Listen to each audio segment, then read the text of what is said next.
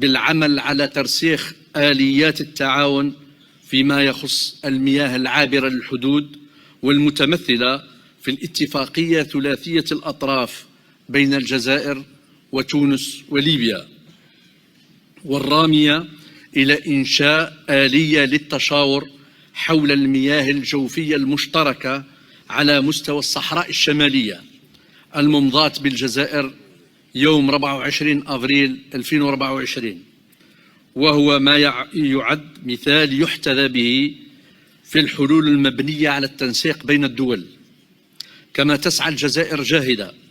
إلى مراعاة الاحتياجات المائية لبلدان الجوار، وتتجنب في صياغة سياساتها الممارسات الاستغلالية التي تضر بالبلدان المجاورة،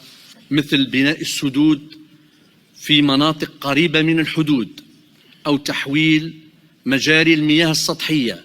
مما يؤثر على قدرة البلدان المشاطئة للمجرى المائي من الاستفادة من الموارد المائية المتاحة. وفي المقابل تعيش الجهات الغربية والجنوبية الغربية لبلادنا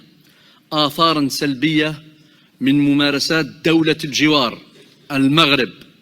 المعرقلة والمدمرة للمياه السطحية العابرة للحدود، إلى كوارث بيئية أدت إلى وجه التحديد إلى تدهور نوعية مياه سد حمام بوغرارة بولاية تلمسان بسبب تلوث المياه الواردة إليه من الأراضي المغربية. كذلك تراجع حاد في إمدادات المياه من واد غير نحو التراب الجزائري بسبب السدود المقامة في الجانب المغربي من الحدود، مما أدى إلى تجفيف ممنهج لسد التربة، سد جرف التربة لفترة طويلة بالأراضي الجزائرية. وعلى ضوء هذه الممارسات السلبية تأثرت منطقة الصاورة بالجنوب الغربي للجزائر،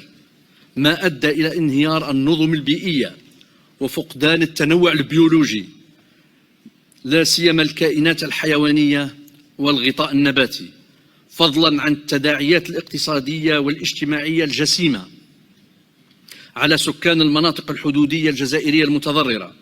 كما شملت هذه الأضرار بالإضافة إلى استفحال ظاهرة التصحر وانحصار الغطاء النباتي في الجانب الجزائري، تضرر 43 صنفا من الطيور والحيوانات النادرة، والتأثير على مسار الطيور المهاجرة. وبالرغم من الجهد المالي الجم الذي تبذله